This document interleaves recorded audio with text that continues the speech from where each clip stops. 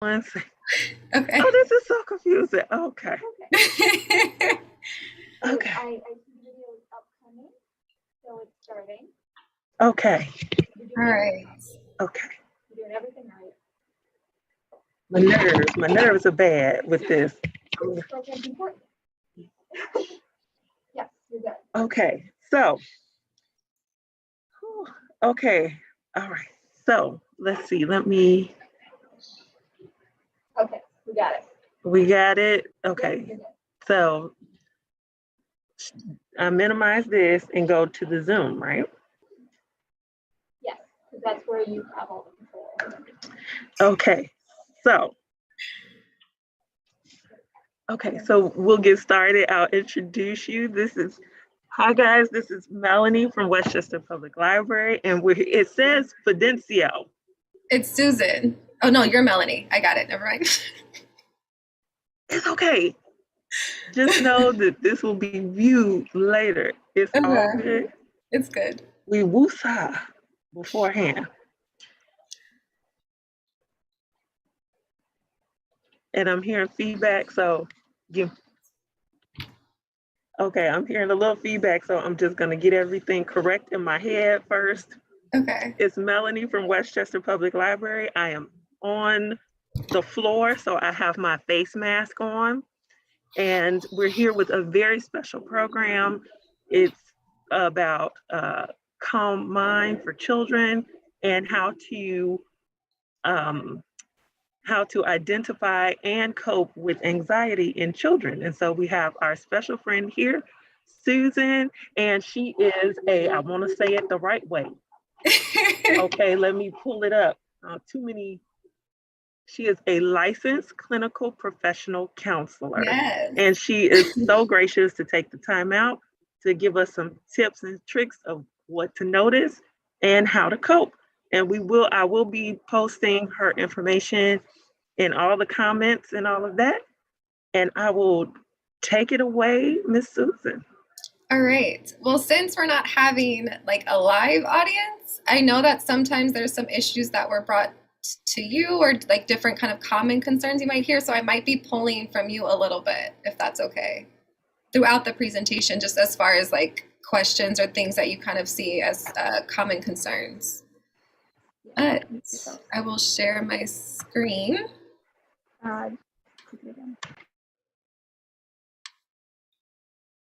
So I can't share it. It says that it won't let you, like I can't share it. It says that it's the host disabled participant screen sharing.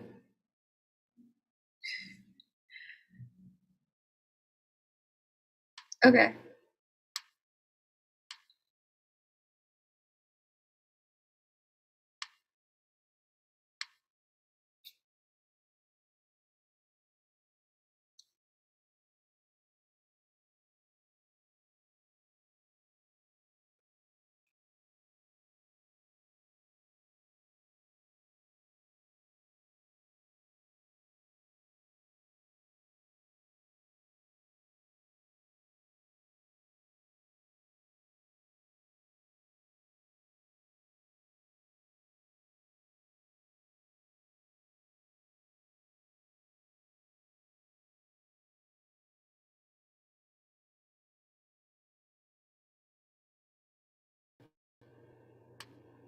I can do it now.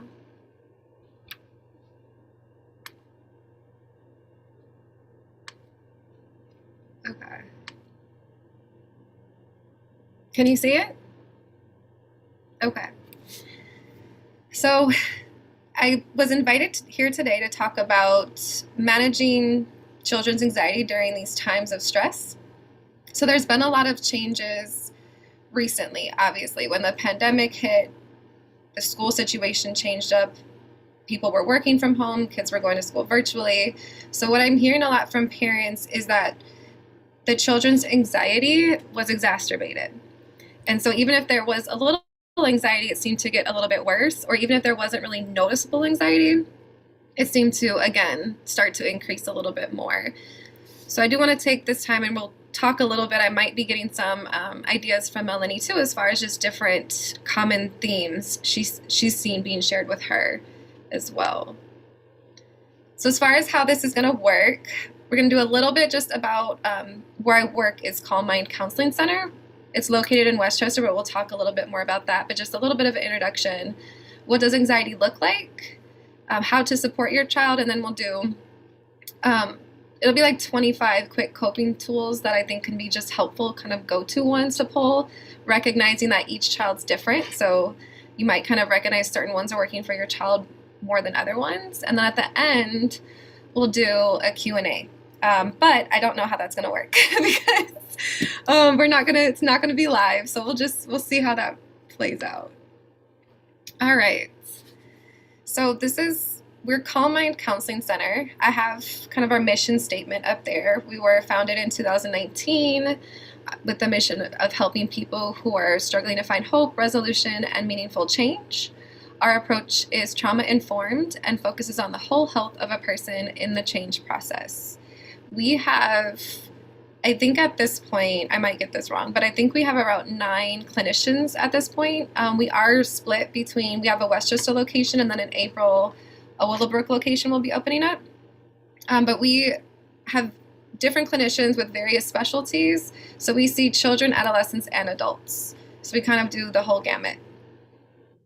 If there's more questions about that later, I'll have our information at the end so people can also call or email with additional questions. All right, we're gonna skip over this part at this point because this is for other people's introductions. So what do we know about anxiety?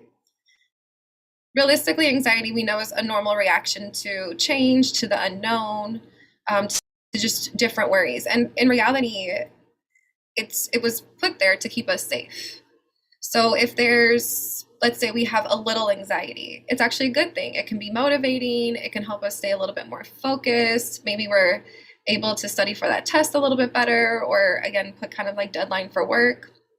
But there is a lot of when anxiety gets past a certain level, it's hard to function. And that goes for adults or kids. So when it gets past that certain point, we're not able to do the things that we typically were able to do, or it's harder to do certain things because it can feel more overwhelming. I think I want to show a little bit of a YouTube clip because there's some people might be familiar with him, but his name is Daniel Siegel. And he does a lot of work in the kind of attachment field, but he does a lot of work at essentially how parents can respond to children in ways to help calm them or not necessarily reinforce anxiety. So I want to share this little clip because a lot of what we'll be talking about will build on that clip.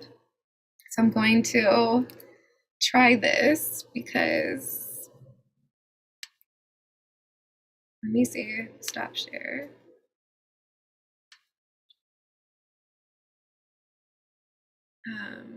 Go here.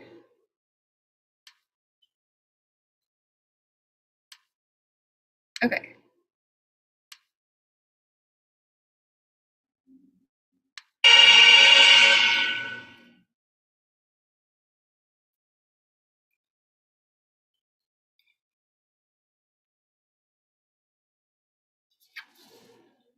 The upstairs brain can control what's happening in the downstairs. That's why it's over top of it. That's why it's over top of it. That's right. Yes, that's the reason it's there.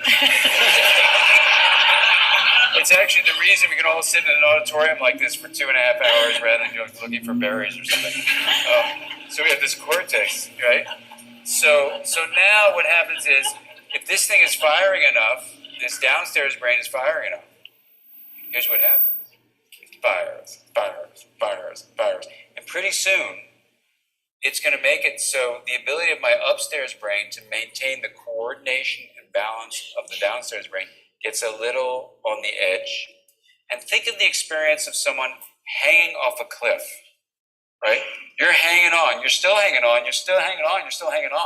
and you can feel yourself shaking.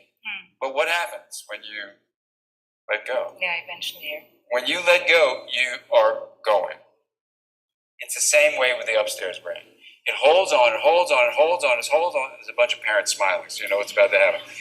Let's talk about our brains. It's holding on, and suddenly the firing from the downstairs brain is too much.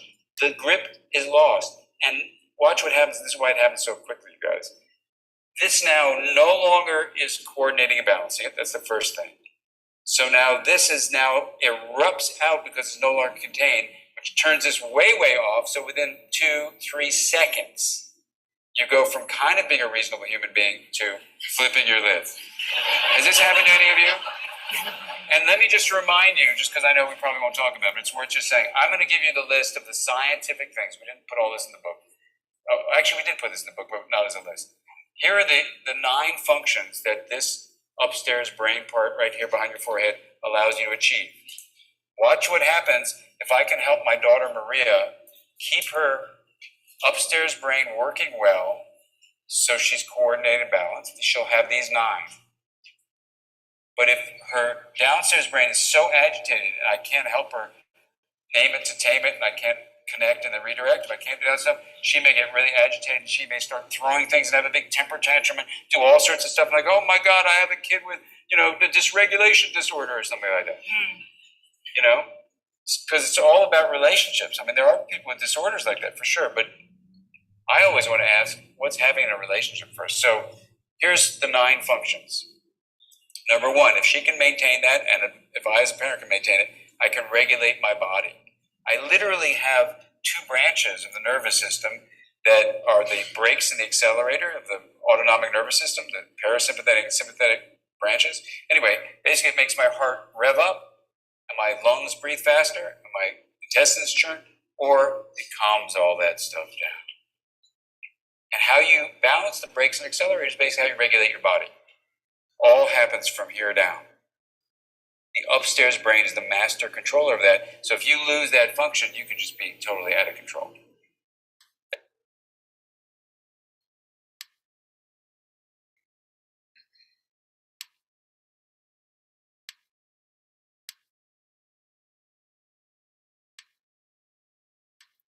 Okay, so I wanted to share that little bit again because he's setting the foundation for what I'm going to talk about. When he talks about upstairs brain, he's talking about our prefrontal cortex. So he's talking about kind of this logical, kind of cognitive side, which more adults have because it's fully developed as an adult. When he's talking about the downstairs brain, he's talking more about kind of our emotional response. And for kids, that's a lot of times where they're functioning from because this part isn't fully developed yet. So that's what we'll be talking about as we go through of how we respond to kids and how we connect with that part instead of maybe going and trying to have like a logical conversation when they're mid-tantrum. Okay, so this is just a little bit of a review. I don't know if you can see all of it. I'm gonna move the screen a little bit. These are just basic kind of symptoms that we can see with anxiety. So especially with children, we might see more symptoms of anxiety come from the body. So just even focusing on the first part, it's very common for kids to say, my stomach hurts, or I have a headache, or you might notice, again, like sleep changes or something going on with they're just getting a little bit more picky with what they're eating, or any of those different symptoms. Now we all, like even adults, obviously, we all have different areas and ways that we hold in our body anxiety. But it definitely comes out a lot like this with kids because they don't know how to communicate what they're feeling. So they're not really recognizing what they're feeling. They don't have the words for it. So really, when we're feeling anxious and we get that tight feeling in our stomach and we're really, really nervous and we feel our heart racing, we have a little bit of, as adults, have a little bit of a better understanding of what that means and what that is, where a kid just notices my stomach's hurting or I feel tightness right here. So that's just that piece of it. As far as feelings and behaviors, this is a big one. So we're going to get a little bit more into this in some of the next slides. So I don't want to get too much into it because, again, we'll be emphasizing that. But it is going to be a lot of different feelings that could look a certain way, but underneath that could be anxiety and could be stress. So you're going to see anger, sadness, defiance, avoidance. Maybe they're a little bit more withdrawn, not really able to focus like they used to, feeling looking very distracted. Tantrums. I want to point out that Tantrums, especially for certain ages, are very normal. So we don't want to just immediately they have a tantrum and we're like, oh no, they're super stressed, or they're feeling a ton of anxiety, because tantrums are normal. But it's just more like if we're realizing there's a bigger intensity within the tantrum, or they're just happening more frequently, those can be signs that maybe there's something else going on. But I don't want to just put tantrums on here as kind of a go-to. They might get more clingy, so like have a harder time separating from parents, being more upset at those separation moments. And a lot of times I hear too, like asking a ton of questions. So getting that like whole line of like, well, what if this happens? And then what if this happens? And what about this? And again, that could be a sign that there's a lot of anxiety in that situation. And again, later in the slides, we'll kind of talk about maybe different ways to respond and how to approach that. So I want to kind of ask in this situation, Melanie, as far as like, what are some, if you're comfortable, I don't know if you're comfortable, but what are some like common things you've heard or noticed in some children, like since the pandemic, or maybe even now, because we're transitioning, some kids are transitioning back into schools. And so that's a whole nother change. I've noticed parents coming to me and saying, you know, what should I do? My child is acting out, when normally they are, they're helpful, they're kind, but lately it seems like they're not listening, that kind of thing. I've gotten that quite a few times. And other times there was an instance of a child becoming very withdrawn and not being able to say anything. Okay. I mean, those are really good examples of what we're talking about here, because again, a lot of the reason I showed that clip too, because a lot of it does come down to like relationships too. Like when things are going on with the kid, we do tend to look at the relationships as well. But that's not to say, I mean, there is other stressors happening as well. So we kind of look at the whole picture. But those are two really good examples. And again, as we go through this, I'm going to touch on both of those as far as different approaches to take and what that could look like.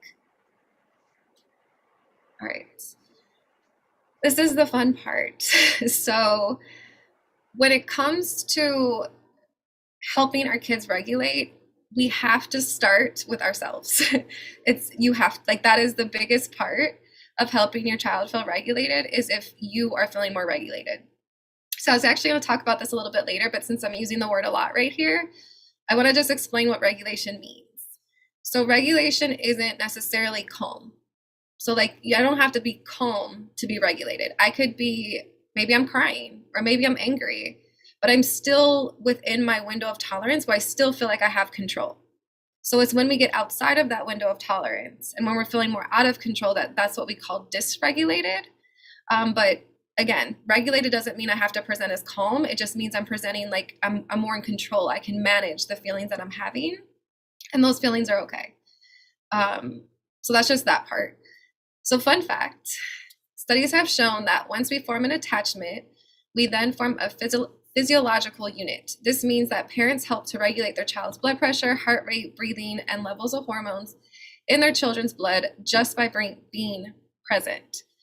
So that's really important to know, because let's say you're feeling anxious, your kid's going to pick up on that. And not to say we can never feel a certain way around our kids. We're going to feel how we feel. But it's about how can we manage that? And that's what I'm going to talk about as far as this list that we have. So first and foremost, taking care of yourself.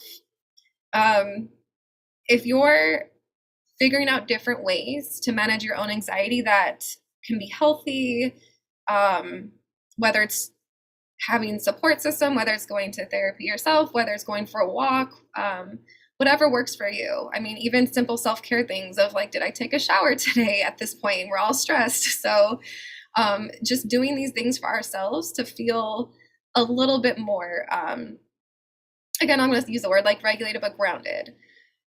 If we're feeling like we're more in control of our emotions, or like even if we're feeling stressed, we feel it's more manageable, we'll be better able to attune to our children. If we're feeling completely overwhelmed and just we can't even feel like we have a handle on things, it's really going to be hard realistically to try to look outside of ourselves and really give that energy to attune. And there is so much stress going on right now. So I do want to also I'm going to say this at the end of this list, but I just will constantly reinforce it now.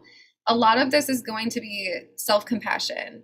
Any part of this process that you're working on, you have to have self-compassion to yourself, because this is just an overwhelming time and there's so much happening and we have so much on our plates. And then our kids, because it's overwhelming too, they need so much from us too. So we're doing the best that we can, and that's all you can do is the best that you can. Now I'm just going to give some strategies, but I don't want anyone to come out from this feeling like, great, now I have all this stuff to do and I feel overwhelmed. Just recognizing we can like pull different skills here, try to apply them the best that we can, practice doing them. And then as we feel like that's more in our routine, we can practice the next one, but not overwhelming ourselves with this or beating ourselves up in any way. Okay, so now a safe space. Kind of to my point of what I was saying, if you're checking in with yourself and you're seeing like, am I overwhelmed? What's going on? Taking a step away, taking a moment to really do what you need to do to calm down for a little bit, or even if it's just taking a couple of deep breaths before you engage with your child. So again, if you're feeling like a safe space for them to open up to you and talk about their emotions. So it doesn't need to be like a huge thing depending on what you're feeling, but maybe you do need to take a second. I really want to hear what you're saying, but I need to get like 1 minute, and then taking a few break and then coming back. So we're not saying no to them. We're just saying what it sounds like is really important, but just give me 1 second and then you take your break. I know that's not always easy. Kids don't like hearing to wait, but just trying to regulate yourself in that process. The next one I feel like is honestly the hardest, because this is kind of anxiety in itself, is sitting with and acknowledging the uneasiness and the unknown. I mean, that's essentially what anxiety is. We get worried when we don't know things. When there's this unknown, it kind of hangs over us. So if we're getting better at acknowledging we don't know what's happening right now in certain situations, there are certain things that we do know, but there's other stuff we don't, and that's okay. If we're feeling like we can handle it, then our child is going to see that and feel like, okay, this isn't that scary. Like, I don't know everything that's going on, but it's not as scary. Or it doesn't have to feel as scary, because we're kind of acknowledging that as well. And then kind of playing into that, focusing on what is in your control. And we're going to talk a little bit about this with kids too, but when there are so many unknowns, we have to let go of the things that are outside of our control, and we can just focus on what is within our control. Especially when we have our own what ifs coming up, we can kind of go into our own cycles of getting really overwhelmed. And this is what I'll be talking about a little bit more, is when we feel that overwhelmed or that anxiety, we kind of go into like this doing brain. So like, okay, if I problem solve the situation enough, somehow I'll have control over it. Or if I worry enough, somehow I'll figure it out and I'll be able to have control over it. And in reality, not every situation works like that. And we don't have the ability to do that. So it creates like this false sense of control. And then it also kind of models that for our kids who, we might start to get a bunch of what if questions, and, that might trigger us too, because we might be like, yeah, what if? So kind of having to, again, bring it back to like what we can control. And then modeling ways of coping. Kind of everything I said already would be an example of like ways to model that for your children. But I do want to emphasize, in addition to like all these different ways of coping that we can talk about later too, as far as what to model, it really is, we're stressed right now. So we're going to make mistakes. We're going to come home from work, or maybe we're working virtually. So it's a harder time to find a balance, and we're stressed. So we might say the wrong thing, or we might react a certain way that we weren't really happy with. So something that's really important at this time too is modeling like, how do we respond to our mistakes? And then also, how do we respond to our children's mistakes? That's a piece of it. But then I think there's also this huge piece, which, because we're not perfect, and that's important for our children to know that we're not perfect, but we might respond in certain ways, and it's going to create kind of a rupture. It's going to create a situation where maybe they're really upset, or we don't like the way we responded. So apologizing and modeling those repair moments is so important. I think a lot of people make this argument that repair moments can be more therapeutic and create more of a strengthening in that relationship than if everything was going perfectly. Repair moments are very important. So if there are ruptures, I think definitely making sure that there's a way to model making a repair, because you're helping with conflict resolution skills. Again, you're helping them that it's okay to make mistakes, but how do we handle the mistakes afterwards? And then this idea too of like, it's okay not to be perfect. It's so stressful right now. We want to have such a sense of control, and that can come out in a sense of like perfectionism too. So that's just a few things as far as, again, main thing, taking care of yourself and working on your own self-regulation is the best way to start helping your kids with their own regulation too. Okay. So this is going to go, again, I am playing off of the video Dan Siegel that we just watched, but something that he talks about a lot is connecting first. And this is essentially what I was talking about with the downstairs brain. When a kid is having big emotions, they can essentially feel like two different people. And I think parents could probably speak to that. So when you have a kid that when they're calm or when they're relaxed or what we call regulated, they might present one way, but then when they have these really big emotions and are kind of dysregulated, it's like a whole different person. And that is because of what he was talking about, where they flip their lid. They're coming from an emotion brain, and logic is out of the window. It's just not present. And, you know, we get into other ideas too, which are more common that people are more familiar with fight, flight, and freeze as well. So again, their nervous system is fully activated. And so they're going into this fight, flight, freeze, or they're not able to really access any rational thinking. And again, recognizing too that that part of their brain isn't fully developed at this point anyway. So we are going to have a lot more patience. So this is kind of another piece here where as adults, we tend to be more in our upstairs brain. So when something's happening, we want to problem solve it. One, we don't like to see our children in distress. It's uncomfortable. We want to fix the problem. We want to help remove that distress that they're feeling. And obviously that has really good intentions, but it's just if we go into that problem solving and that's where we start and we try to start by fixing the problem, we're missing them, right? Because here's the upstairs brain where we're at, and then here's the downstairs brain where they're at. So we're going to completely miss them. So that would be a little part of why this connection part, which is what he calls it, is really focusing on meeting them where they're at. So if they're in the emotion brain, then we're going to have to kind of get there too first. So this is up here, but before we get to the slide, really what I want to emphasize is acknowledging the emotions. So not dismissing or brushing off the emotions, and not that we do that intentionally, but if we're like, you're fine, it's okay. It can feel a little dismissive, and it can teach the children that like they don't know what their feelings are because they're not really paying attention to them or trying to learn them. But it could also be a little bit of like, maybe they're not trusting their emotions, and it can feel a little bit disorganizing. So think about like when you're mad, it can feel disorganizing even as an adult. We're just like, we're so mad, we got so much going on. And for a kid, it feels like that. It feels very confusing. So if we're doing certain things to at least acknowledge the emotion, and then what we'll talk about on here, like naming the emotion, it can help to organize what they're feeling and help to calm them down a little bit. The other thing I'm sorry, I was just reading what I put. So the other thing I want to acknowledge is, what are the emotions underneath the words and the behavior? So to your point of kind of what you were listing out, Melanie, is that there's like acting out behaviors that parents have been talking about, not listening, maybe even like kids kind of saying things that are kind of mean.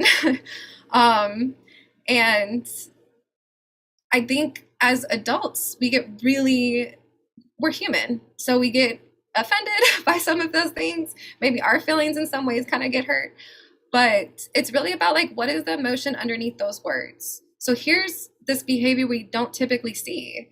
Typically our child's very helpful, and all of a sudden now they're lashing out or they're saying these things. Some kids at some points are even hitting or doing any of those things. So what's the emotion underneath? And this is why I say it's important for the parent to work on their own self-regulation, because in order to, in a midst of a tantrum or of a kid saying something that can be really hurtful or mean, we have to be able to be regulated enough to be like, that's not really about us. They're feeling something right now. How can I have curiosity towards this, even though I don't like what they're saying, and we're definitely going to acknowledge it's not okay what they're saying, but what is the emotion underneath versus our like hyper focus sometimes on the behavior and the certain words that they're using. And then what we'll get to too is we really want to do all of these things and connect, and we're going to wait until the child is ready and the parent, as like ourselves, are ready to have those conversations with the kid. Like we're going to wait. We're just going to wait until we're a little bit more within that window of tolerance on both ends before moving into any of that more like rational, logical problem solving. So kind of focusing on the slide, these are things just to try. So the next time that your kid is having a tantrum, or I wouldn't even say a tantrum, but they just maybe have big emotions that they're feeling, listening quietly and attentively, acknowledging they're feeling with a word. So this doesn't necessarily have to be where you're naming it, or helping them name it at this point, but you might just be saying like, oh, that sounds like it was really hard, or wow, you're feeling such big emotions, or look at your fists are balled up, you seem so upset, or like whatever it is. And then once you're listening to what they're saying, then you can start to kind of help them give it a name. So this idea of like name it to tame it, which is what he was talking about earlier. The part though, because I know this is important, I want to emphasize the feelings are always valid. And that goes for ourselves too, as adults. Our feelings are always valid. So the kids' feelings are always valid. If you're angry, you're angry. If you're sad, you're sad. If the kid's angry, they're angry. Or if they're sad, they're sad. The emotion is never the issue. It's the behavior that is more problematic. So that's where we say, like, we can always acknowledge and allow the big emotions while setting limits on the behavior. So, wow, I see you're really angry right now. When we're angry, we can stomp, or we could squeeze Play-Doh, or we could, I mean, you're only going to give them one kind of go-to, maybe two at most. I'm just giving examples. Or maybe there's certain paper you have set aside, so we can rip this paper, but it's not okay to hit, or it's not okay to say those words. So we're still setting limits, but we're validating that emotion, because the emotion isn't the problem. All the emotions are okay. It's just the expression of the emotion that we're trying to help them find more helpful, healthy ways in expressing. So this idea, you can say yes to the emotion, but not the behavior. So I want to like stop for a second. Does this all make sense so far? Yeah, okay. Yes, it does. It does. I do have, would you like me to ask questions now or after? If you feel like they're related, then yeah. I mean, I can take questions at any point. I feel like sometimes doing a full lecture isn't necessarily as helpful, so I don't mind taking questions in between. Well, one question is, when it comes to, as adults, when we hear kids, it's a, should I fix it? We go into that fix it mode, like you mentioned before. When do you know to fix it, or to listen, or to connect? Or, because when you're listening, you're taking in everything they're saying. Right. When do you reach out to connect, to attempt to correct it or have a repair moment? How do you balance the time? When? So it's going to be different for each kid. So some kids, when they show certain emotions, they show it for like different periods of time. Or the same kid might have some emotions where like one day maybe the kid has a little bit of a tantrum or a big emotion for like 5 minutes, and then the next day it's like, I don't know, 10, 15 minutes. And this is a good question because it kind of goes into what we'll be getting into in the next few slides. Is when it comes to kids, you always just connect first. That's what you're doing. Like off bat, you're connecting first. You're trying to listen. You're acknowledging where they're at. Again, when they're more regulated, when they're calmer, and when you're calm, because sometimes we get upset too. That's when you go into the problem solving. And that's when you can go into if there is a way to problem solve, because we have to acknowledge some of the things that they might tell us is just they're sad and it's not something we can really change, or if we can change it we can be really creative, but some of it is just gonna be sitting with them and acknowledging like, yeah, it's really tough right now, this is really hard. So it really just depends on what the situation is too. But yes, we're going to connect first. And then once they're in a place where they're able to do it, which again, for some kids might be 2 minutes. And then other kids, it might be a little bit longer for them to get to a place where they're ready to where they're able, I shouldn't say ready, but where their brain is actually able to receive the information. And yeah, we'll get into that too, but it can just depend. I don't know if that answered your question.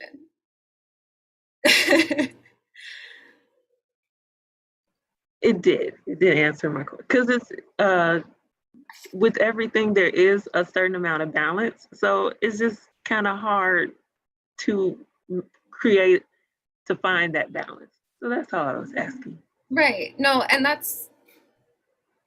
this all is going in really well because it is really hard. I think that's why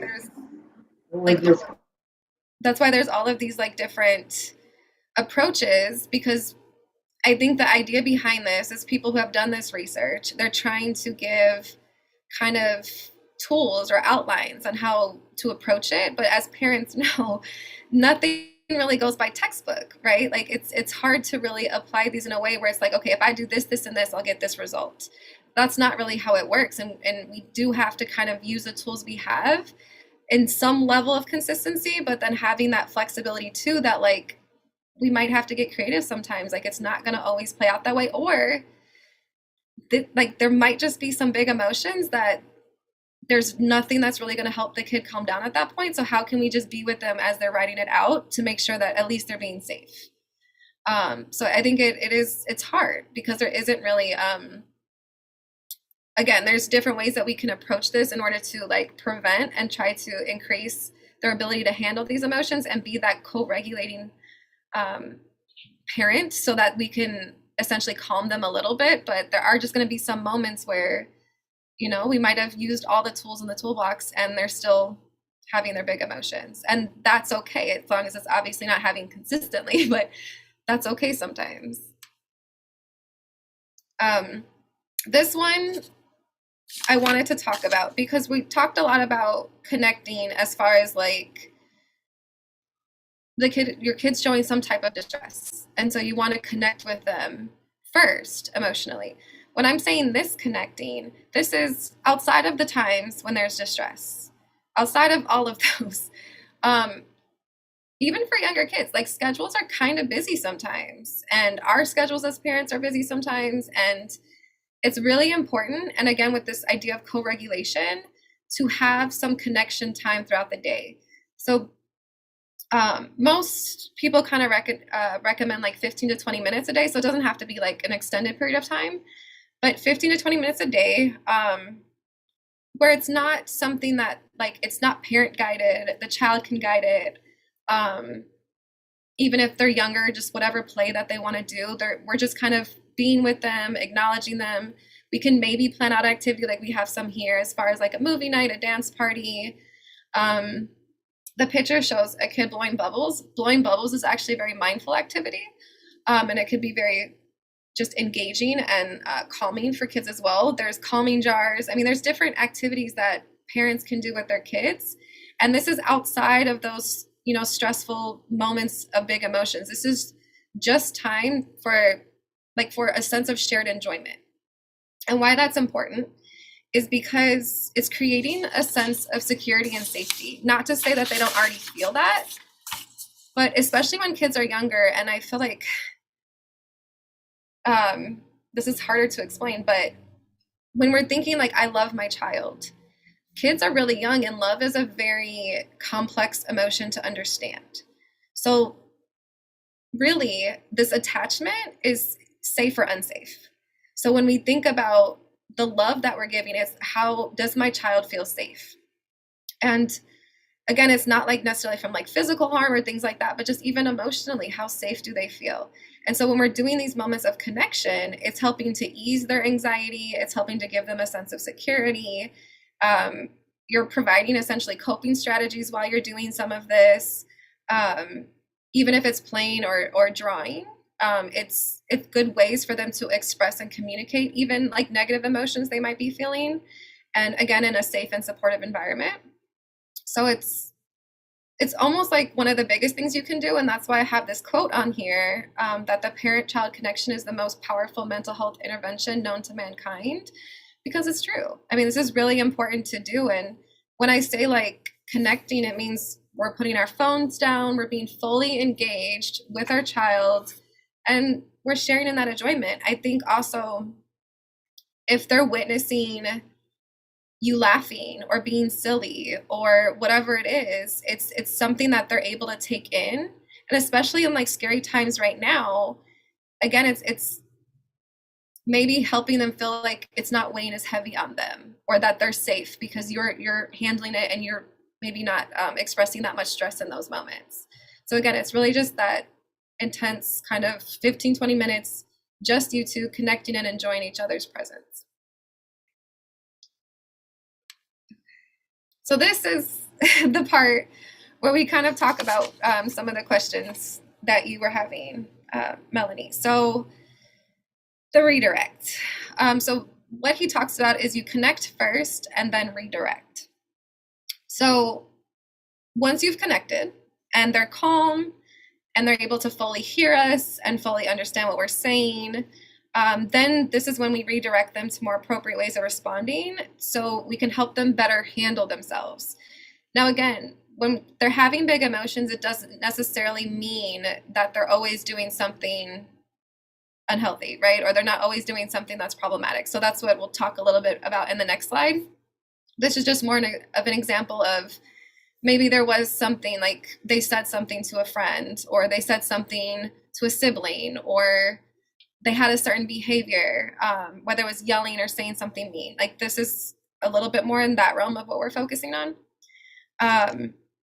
But again, it's how do we start to engage the upstairs, because we're transitioning now. They're calm, we've identified and we've connected with the downstairs.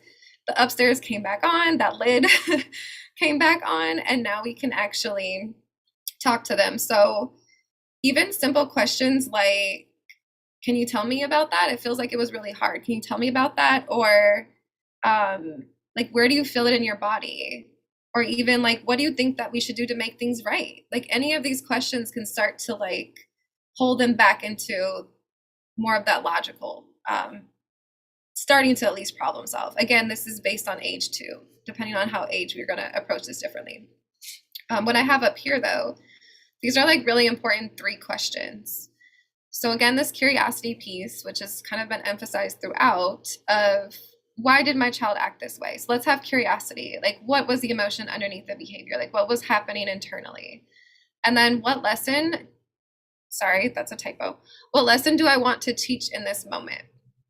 This is important because I think sometimes, obviously, when a kid is they're acting out or they're having certain behaviors that are just, it's hard for us as parents to see. We kind of fall into, and not every parent, I'm not generalizing, but like we can sometimes fall into like a punishment based cycle. And so not to say there doesn't need to be limits and consequences, but if that is happening, what lesson are you trying to teach? So like, let's say they like rip something up in their room. Once they're calm, you guys can have that conversation of, yeah, I can tell that you got really angry, maybe what they can try to do next time, but then do you clean the mess up for them? Or is that something like, how can we work together? So like, if they make a mess, okay, we're learning that skill of they're going to have to clean it up too. Or they said something hurtful to a sibling. So do they write a letter, depending on the age, to say they're sorry? Do they talk to the sibling? Do they have like a moment? Do they hug? Like there's so many different things of like, what are we teaching and how do we go about not just punishing, but giving them skills to prevent it from happening next time, because you're actually creating more skills so that they're able to regulate or respond better in the future.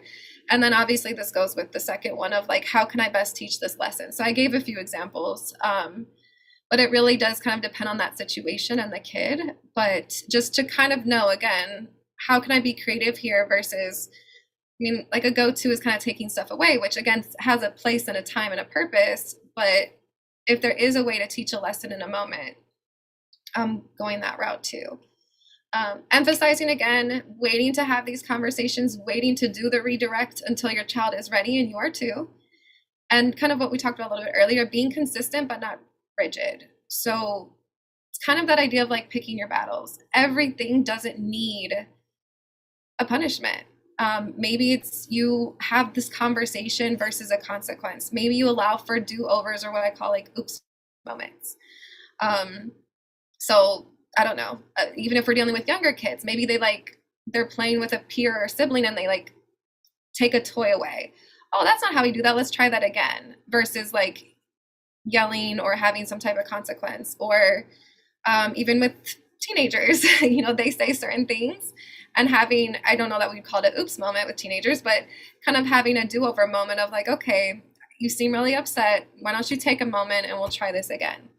So again, it's not always that there's a consequence, because especially when kids are feeling a lot of emotions, you want to make sure that they know that they're supported, and that, you're a place to go to, and that they can have these conversations. And realistically, like, they're going to make some mistakes, and how are we responding to those mistakes? Is it okay to make mistakes sometimes? It's just, how do we go about that, again, repair moment? Okay. Do you have any questions at this point? Well, kind of, sort of. Okay. There is, when we talk about consequences and, just behavior not being what it always has been. And so how do you understand when there is anxiety or some kind of issue that needs to be addressed, or a behavioral issue that may need to take a different turn? Can you give me an example?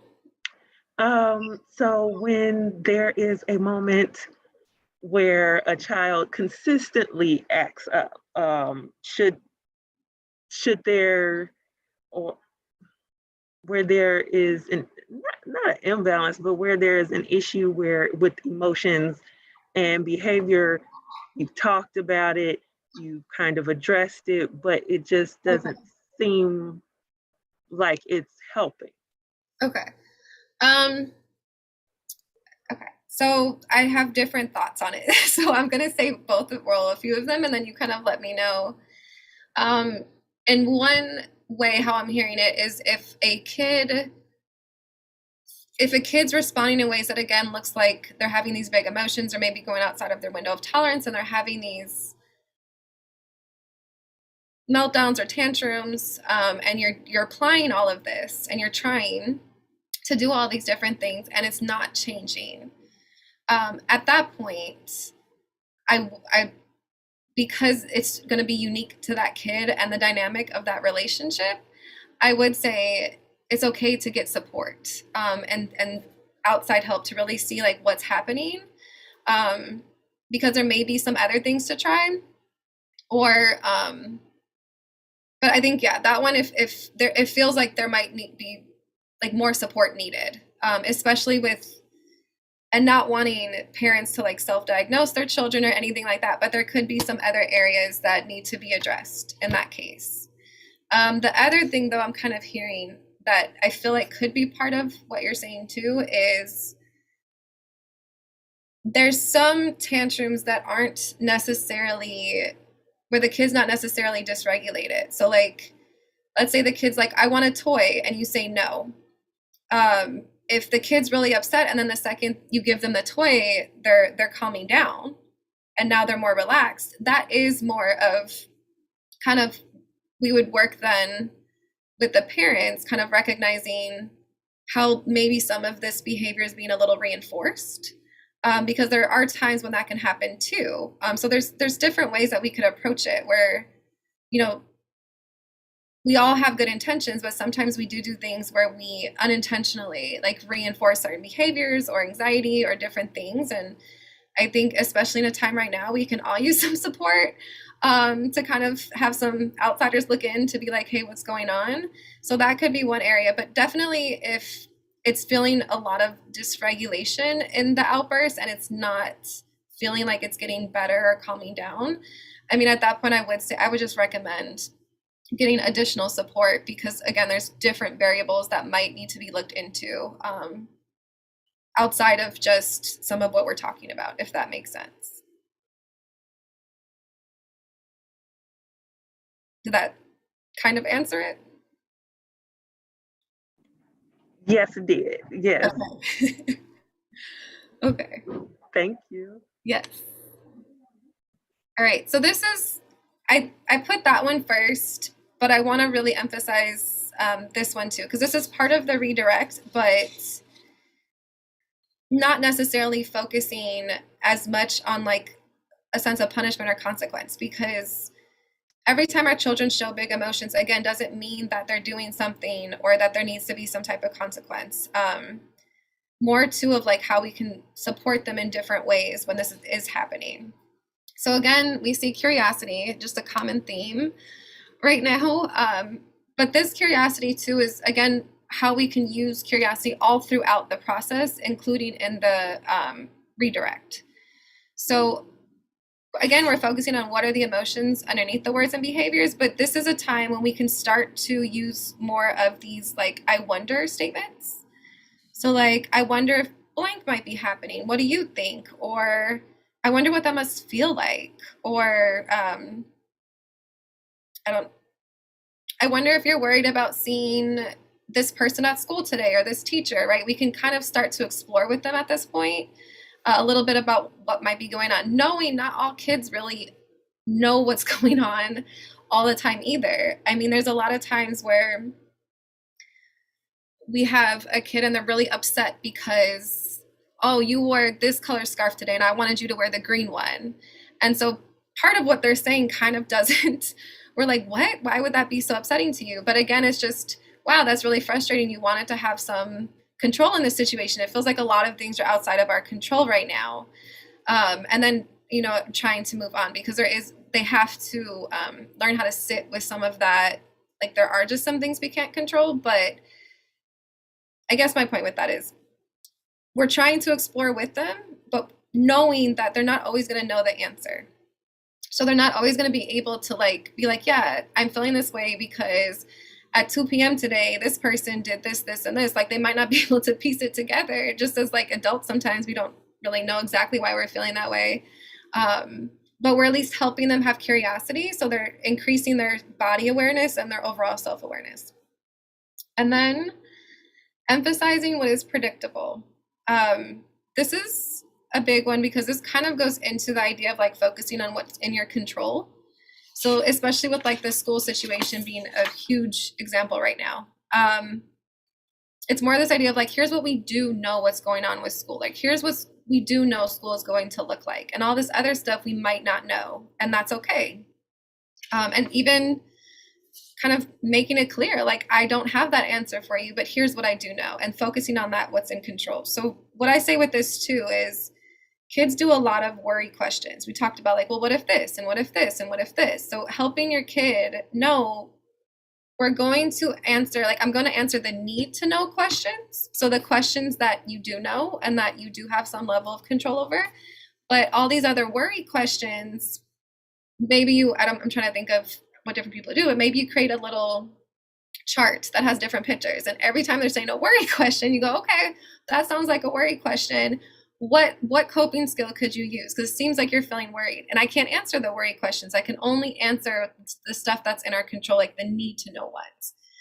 And that obviously kids will respond not great to that initially because it's always going to escalate initially. But once you get in the routine of that, really what you're doing is you're helping not to reinforce the anxiety. Because if we're answering every single what if question, it starts to reinforce this idea that again, like if I ask so many questions, I'll be able to somehow forecast exactly what's going to happen and have nothing happen that I don't know of. So like it's helping to create this idea of like almost rigidity when we want to create a little bit more of flexibility in their thinking and ability to hold some of those unknowns. And then being proactive. So this is a big one for a lot of reasons. Sometimes we don't really feel like there's patterns in the tantrums or in these big emotions. But if we can pick up on some of those patterns, and we do know maybe the certain places or situations or times even that kind of trigger our kids, we can be a little proactive to encourage a certain type of coping skill or giving a different type of support at that time. So again, not to protect them or eliminate them from having that experience, but just how can we support them differently within that experience. So kind of going back into like this idea of coping skills, which we're going to get to, and then ways of just, again, connecting with them outside of those times of distress. So how can we be proactive in those moments? And then the last one, obviously, it's okay not to know. If there's really things that we don't know, it's even okay just to use statements like, we don't know, but I'm here with you and I will help you. When we do figure out what's going on, it's okay. Like we'll figure it out together and I will protect you. Or things might feel like they're upside down right now, but we got this together. So just, again, giving them some reassurance that as the adult, you're going to take care of them and protect them and keep them safe. And it'll just maybe help to ease a little bit of some of that stress or anxiety. Before I go on to the coping skills, because it's pretty standard, well, it's not standard, but it's kind of big list. Do you have any like other questions? And then we can do the coping skills and maybe some final questions. Not at this moment. You can go right ahead. Okay, just checking. All right, so I have this huge list because why not? There's so many different coping skills, and again, every kid's different. So some kids may love the idea of drawing or thinking about a calm place, where other kids are like, yeah, no, I want to pop some bubble wrap. So every kid's different, and from a sensory standpoint too, every kid's different. So I'm going to kind of go through some of these. And these are coping skills that, again, like let's say if you're being proactive and trying to prevent some of those, you can utilize these. I would say after you're kind of connecting them and giving them a little bit of grounding, like name it is kind of in the connecting realm. Even giving a hug could be in the connecting realm because you're not really doing anything to kind of utilize their logical or problem solving skills. And then some of these might need to come in a little bit later, but as we go through, we'll kind of talk about it. So name it to tame it. We already talked a lot about that, just helping them to kind of organize their emotions. Giving a hug. Now, it depends on the age of your child too. So some kids don't really like hugs, and that's okay. So this isn't for everyone. And then especially, I think starting young too, I would ask, even if it's my kid, I would say, can I give you a hug? Do you want a hug? I would ask because, again, it's teaching about even just consent. And, it's when it comes to like their body and things like that, they have a voice and they have a say-so in that. But I would especially say this if you have a teenager. So definitely if it's a teenager, making sure that you're asking permission. Because when teenagers are agitated, and kids too, they might need a moment. And they might want to hug later. They just need a moment to calm down first. Powerful thoughts. So this is something that when a kid is not in a state of dysregulation, this is something that can be practiced even during connection time. You can draw stuff out or even like draw out like superheroes or like stuff that they like, unicorns, like whatever comes to mind. And that can like kind of represent their powerful thoughts. So it's, thank you, anxiety, for trying to protect me, but I got this. Like, thanks for looking out, but I can do this. And so kind of having these different thoughts that feel very powerful for them and let them know, like, I'm okay with this emotion. I know that you're trying to protect me, but I'm okay. I can handle it. Again, this idea of like drawing or just thinking about a calm place, drinking water. This could be a really good one too, even if they're still in their emotion brain just because it's grounding. Something that could be grounding too is because it's cold. So frozen, a lot of people think sometimes that this is the movie, like frozen fruit snacks, but no. Like if you put them in the freezer, so if you take fruit snacks and put them in the freezer, or those teethers that have like that liquid in it, and you put it in the freezer, so when they're getting upset, they just chew on the fruit snack or they like bite onto this teether, so it's safe, but it's cold, so it's helping focus that attention to what's happening there and calming them down, so they're kind of outside of, they're not as focused on what's happening inside. They're just focused on this cold feeling here. So from a sensory perspective, that could be very helpful. And that can go for a lot of different ages too, actually. Deep breathing together. Again, it can be very connecting to do it together. I've even had parents, like, if the kid's okay with it, kind of go behind them and hold them and then breathe with them together. So like the kid's feeling their belly against their back, and it can be very, again, regulating and connecting. Writing or drawing out what they're feeling, scribbling on paper, crumpling up paper, ripping it up. I've even had kids do all three together, where they scribble on it, crumple it up, flatten it out, and then rip it. Stomping their feet, doing jumping jacks, Play-Doh, definitely different stretches. Squeezing the body in fists, so like counting to 5 and then letting go, and then maybe you like squeeze your arms, count to 5 and let go, and just do different parts of your body. Wall push-ups, again, depending on the age of the kid, even if they wanted to push on the parent's hand, so the parent could put their hands up, again, like depending on the kid, like they might actually have a lot of strength to them, so just, you got to weigh your options. But they're just kind of pushing against the wall. The wall's not going to go anywhere, but it's getting some of that energy out. Pulling or lifting something heavy within reason, so it's, something that they're capable of doing. It's nothing that's too heavy. Listening to music together, having a jumping contest. I say glitter jar, it could be a calming jar.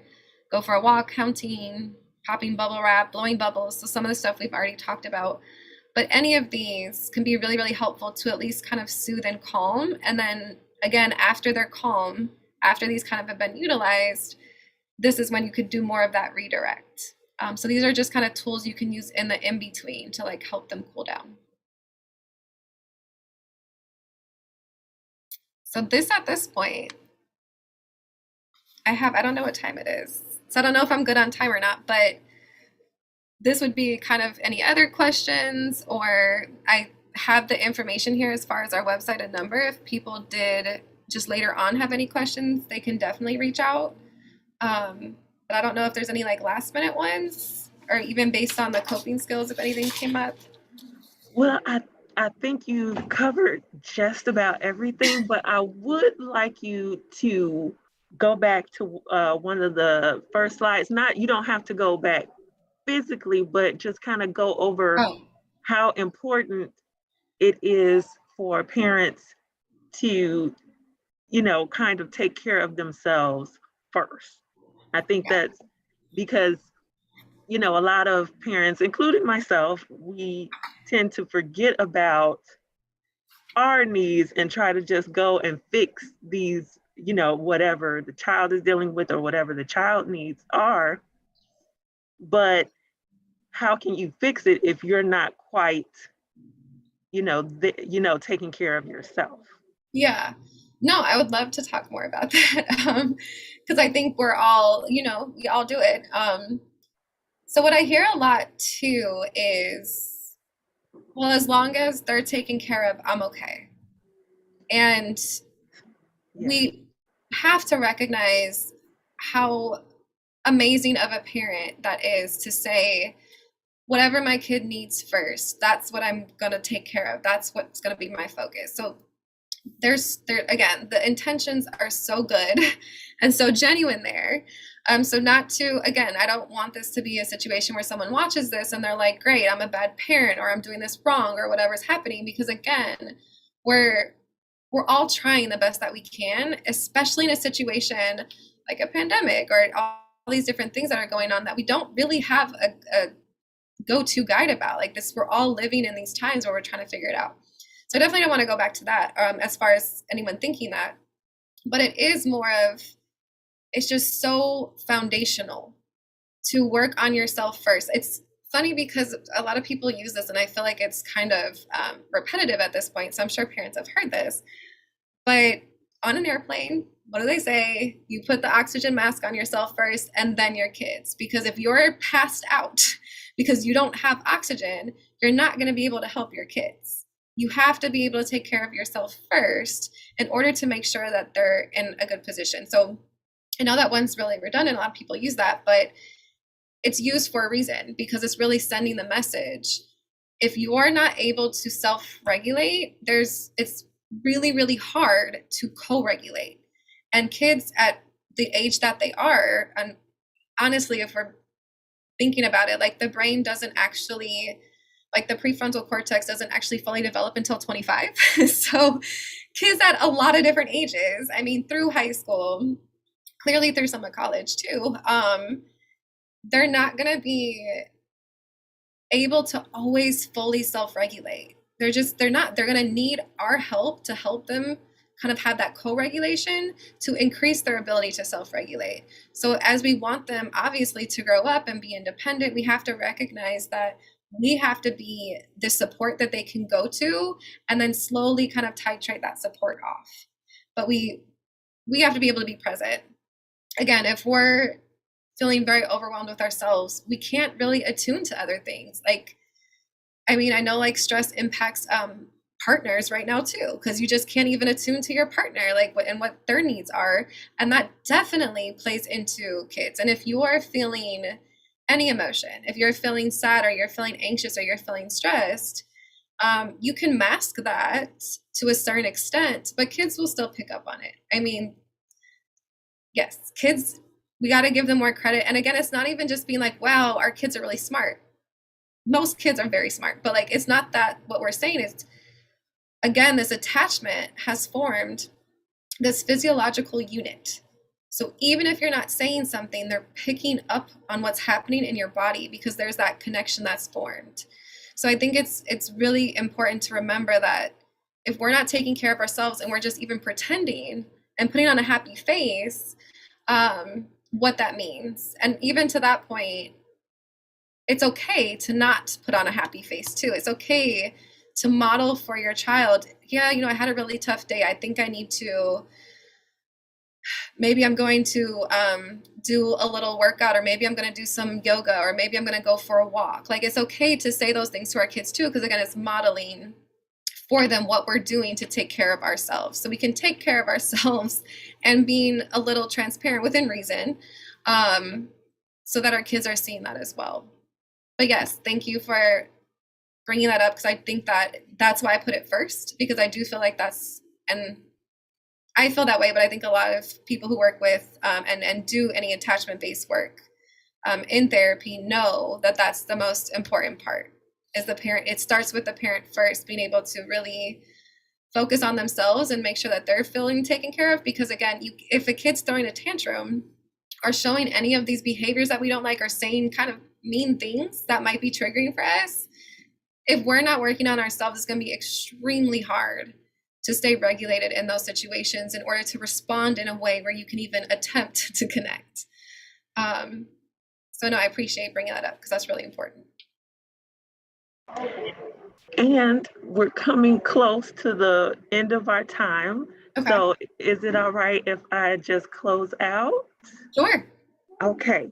Well, thank you so much. I am not Fidencio Marbella, as my little sign should say. I'm Miss Melanie in the youth department here at Westchester Public Library.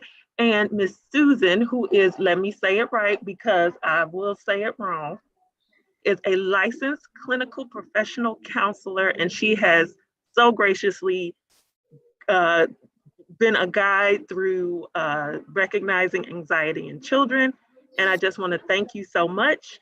If you have any questions, you can see that Q&A and slide up, and you feel free to contact Ms. Susan and see if you need more tips and tricks on how to contain the anxiety. Okay, so I thank you so much, and I want you to have a wonderful day.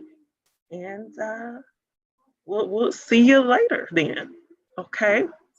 Thank you. Thank you for having me. Thank you so much. Thank you. And so, good night, everyone. You'll be able to see this on Facebook as well as our YouTube page. So you can always come back and review. Thank you. Bye. Bye. I've stopped the